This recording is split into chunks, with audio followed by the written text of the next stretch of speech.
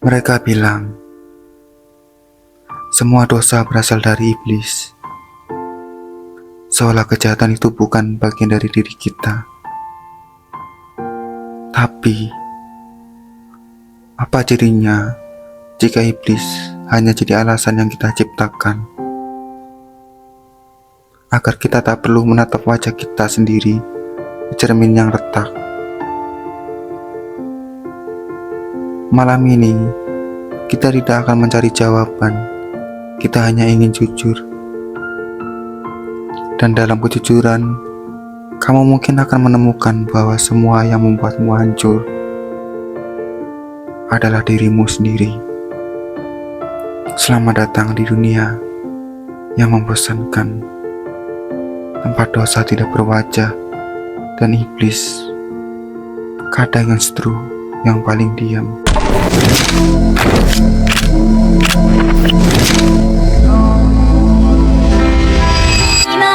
明日がいい日なのか悪い日なのかわからないけど、その2つの視点からしか世界を楽しめないならとてもつまらない。だからクリスナ善行を購読しよう。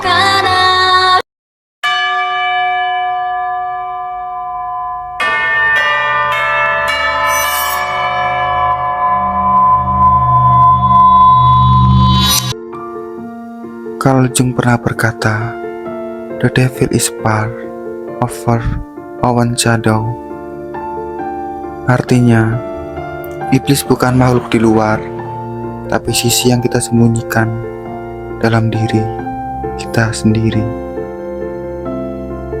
Jadi ketika kamu memukul, membenci, mengkhianati, dan berkata, "Maaf, aku hilaf," itu godaan setan. Kamu sedang mengalihkan tanggung jawab. Bukankah itu lebih nyaman menyalahkan sesuatu yang tak terlihat daripada menerima bahwa kita yang memilih menghancurkan sesuatu yang kita cintai? Mungkin iblis tak seaktif yang kita bayangkan. Mungkin ia hanya berdiri di sudut gelap jiwamu, lalu tersenyum sambil menonton kamu menghancurkan dirimu sendiri dengan sadar. Psikolog menyebut ini sebagai defense mechanism projection. Ketika kita mulai menolak melihat kejahatan sebagai bagian dari diri kita, lalu menyulapnya menjadi iblis, supaya kita tidak perlu bertanggung jawab. Tapi, bukankah lebih baik kalau kita jujur? Kita menikmati, menyakiti. Seperti kata Nietzsche, "Whoever fight master Sansi to eat that he does not become a master." Lucunya, kita tak hanya menjadi master, kita malah menikmatinya dalam diam yang membosankan. Kamu bukan korban, kamu pelaku yang pura-pura lupa. Dosa bukan dipaksa masuk, tapi kamu yang undang, kamu yang pelihara. Mungkin iblis hanya jadi topeng agar kamu tetap merasa baik walau perlahan membusuk. Tidak semua yang kamu sebut godaan adalah godaan. Kadang itu adalah kamu yang akhirnya jujur untuk sesaat, tapi setelahnya kamu kembali bersandiwara. Pernah lihat cermin retak di tempat gelap? Kamu tahu, kadang aku ingin memberimu satu, bukan untuk berkaca, tapi untuk membiarkanmu menyentuh wajah iblis itu dan sadar bahwa kamu mengenalnya.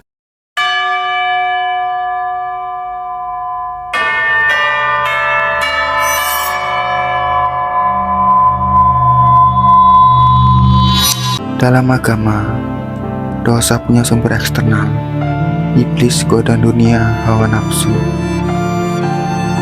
Tapi jika benar itu eksternal, Mengapa anak kecil bisa berbohong sebelum mereka tahu apa itu iblis? Mengapa ada orang yang menikmati penderitaan orang lain tanpa pernah diajarkan? Apakah dosa emang ditanamkan? Atau kita lahir dengan benih kehancuran dalam bentuk yang tak terdefinisikan? Fyodor Dostoevsky menulis, Man is sometimes extraordinarily, passionately in love with suffering. Kita mencintai dosa bukan karena dipaksa, tapi karena ada kenikmatan yang tak bisa dijelaskan dalam kehancuran itu. Maka jangan heran kalau dunia ini terasa membosankan. Mungkin karena kita terlalu sering berdosa, bukan karena tergoda, tapi karena kita ingin. Kita mencarinya. Kita ulangi kesalahan yang lama dengan senyum tipis. Kita hafal jalur luka dan tetap melewatinya dengan penuh niat. Ada kenikmatan dalam dosa, kenikmatan yang membosankan tapi adiktif, seperti lagu rusak yang terus diputar di kepala yang sudah mati rasa. Apakah dosa adalah panggilan yang kita dengar, atau hanya kebiasaan yang kita rawat sejak kecil?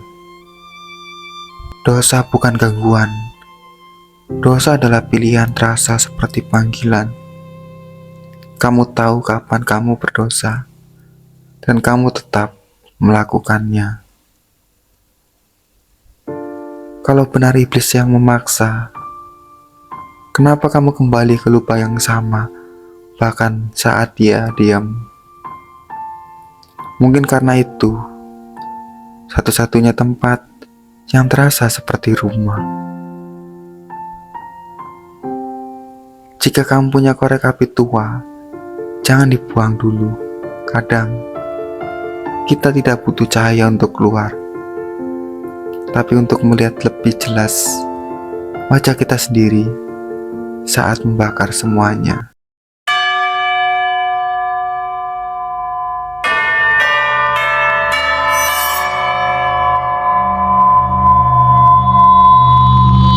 Apa itu putus asa? Bukan sekedar kehilangan harapan, tapi momen ketika kamu sadar bahwa semua harapan itu palsu. Kita berpikir, aku akan berubah. Kita berjanji, aku tak akan jatuh ke lubang yang sama. Tapi entah mengapa, kita datang lagi, mencari rasa bersalah yang familiar, menyusuri kesalahan lama yang seperti lagu usang yang tak bisa dihentikan.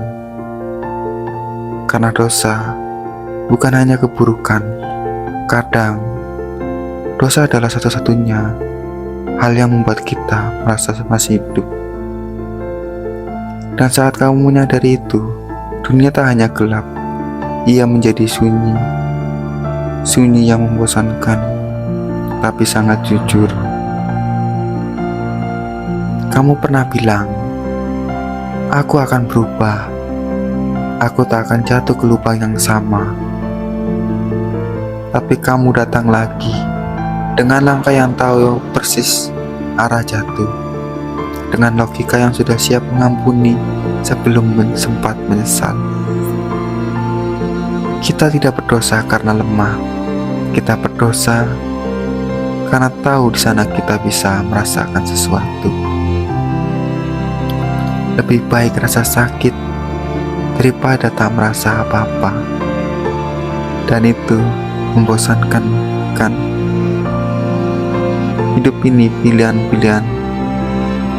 Kita tahu akhirnya, kita tahu luka akan muncul, tapi tetap jalan terus. Karena dalam dosa, kita menemukan struktur. Dalam kesalahan, kita menemukan kenalan lama. Seperti pulang ke rumah yang berantakan, tapi satu-satunya tempat yang tidak asing. Harapan bukan alat selamat. Harapan adalah kebohongan yang kita pakai agar tetap terlihat kuat.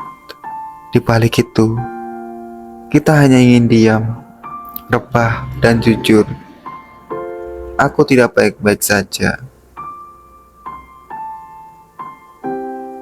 Kamu tidak perlu bangkit, kamu tidak perlu menang, karena kadang kejujuran terbesar adalah ketika kamu berhenti pura-pura kuat.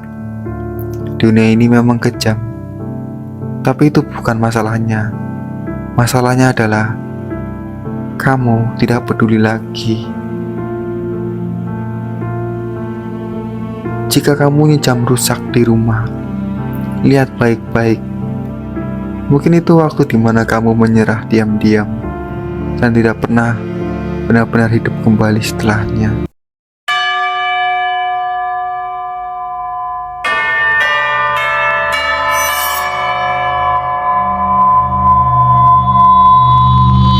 Bayangkan jika suatu hari kamu bertemu iblis dan dia tidak punya tanduk, tidak punya tawa yang menyeramkan, tidak menggodamu. Dia hanya duduk menatapmu dan berkata, "Aku tak pernah menyuruhmu melakukan semua itu." Mungkin kamu akan menangis bukan karena takut, tapi karena sadar bahwa semua yang kamu tuduhkan padanya adalah keputusan yang kamu ambil dengan sadar. Kita takut melihat iblis karena diam-diam kita tahu dia mungkin sangat mirip dengan diri kita sendiri. Itulah kenapa dunia ini membosankan, karena tak ada yang benar-benar jahat, hanya manusia yang telah lelah mencari cahaya dan mulai menikmati kegelapan sebagai tempat tinggalnya. Iblis tidak memegang kendali, iblis hanya memegang cermin, dan yang membuatmu takut bukan tanduknya, tapi pantulan wajahmu sendiri yang kamu lihat di situ. Kamu tak sedang dihianati oleh dunia, kamu sedang dihianati oleh harapan yang kamu ciptakan sendiri. Dan semakin sering kamu menyalahkan iblis, semakin jauh kamu dari pengakuan paling penting, aku yang melukai diriku sendiri. Jadi, kalau kamu punya kaca retak di rumah, coba sekali saja bercermin di saat lampu mati. Lihat siapa yang menatapmu. Mungkin bukan iblis, mungkin hanya kamu tanpa topeng.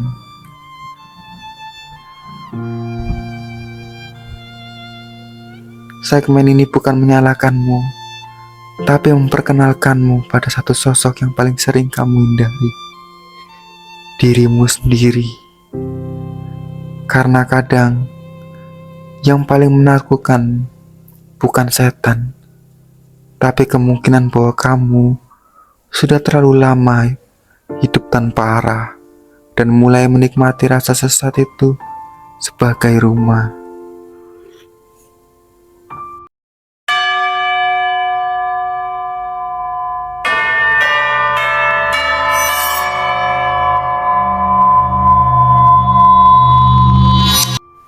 Jadi, apakah semua dosa berasal dari iblis? Mungkin tidak. Mungkin iblis hanya simbol. Sementara dosa adalah keputusan yang diambil saat tidak ada yang melihat. Kita minum dari gelas yang kita racun sendiri, lalu berkata, "Aku digoda." Tapi tidak apa-apa. Mungkin kamu memang tidak bisa diselamatkan. Dan itu bukan kutukan, itu kebebasan. Karena saat kamu tahu bahwa kamu sendirilah akar dari semua kehancuranmu, kamu juga tahu bahwa hanya kamu yang bisa menghentikannya. Jika kamu memang ingin, tapi kalaupun tidak ingin, tak apa. Dunia akan terus berjalan, dan keputusasaan akan selalu menemukan rumah. Tidak ada yang tahu bahwa tak ada yang benar-benar suci, hanya manusia yang terlalu sadar bahwa mereka sudah terlalu jauh untuk kembali. Kita bertanya, apakah semua dosa berasal dari iblis? Tapi mungkin pertanyaannya seharusnya, mengapa kita begitu ingin percaya bahwa semua dosa berasal dari iblis? Karena jika dosa adalah keputusan kita sendiri, berarti kita yang menciptakan racun, kita yang menuangkannya ke gelas, dan kita juga yang meneguknya perlahan dengan sadar. Tapi aku hilaf. Kalimat itu seperti doa palsu yang membosankan, yang diucapkan hanya untuk menghindari dari rasa bersalah. Padahal jauh dalam dirimu, kamu tahu betul apa yang kamu lakukan. Kamu hanya tak siap menerima bahwa kamu yang menghancurkan sendiri. Bukan iblis, bukan dunia, tapi kamu sendiri. Harapan bukan solusi. Kadang harapan adalah candu. Dan keputusasaan bukan musuh, tapi kejujuran yang tak lagi bisa ditunda. Tidak ada yang datang menyelamatkanmu. Tidak ada jalan keluar yang mujarab. Dan semua motivasi yang kamu simpan di notes hanya suara-suara yang membosankan dari masa lalu yang kamu tahu sudah tak bisa dipercaya. Jika kamu pernah menatap lilin kecil menyala dalam ruangan gelap, kamu tahu kadang yang paling menerangi bukan lampu terang, tapi nyala kecil di tengah kesunyian. Ambil satu lilin, duduk sendiri, dengarkan suara hatimu jika masih ada. Jadi, jika kamu bertanya, bisakah aku diselamatkan? Jawabannya mungkin tidak. Tapi bukan karena kamu tidak layak, melainkan karena kamu sudah terlalu jauh dari titik di mana keselamatan masih terasa penting. Dan kalau kamu memutuskan untuk tetap di sini, dalam dunia yang membosankan ini, dalam rasa putus asa yang tenang ini, maka nikmatilah.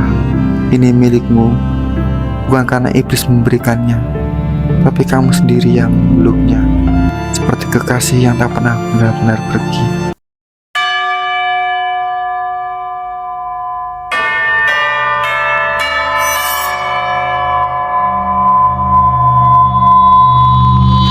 Oh Tuhan, ampunilah aku. Hamba-Mu ini lemah, karena telah tergoda iblis untuk berbuat dosa yang mengundang murka-Mu, hingga aku kejatuh ke jurang yang sama.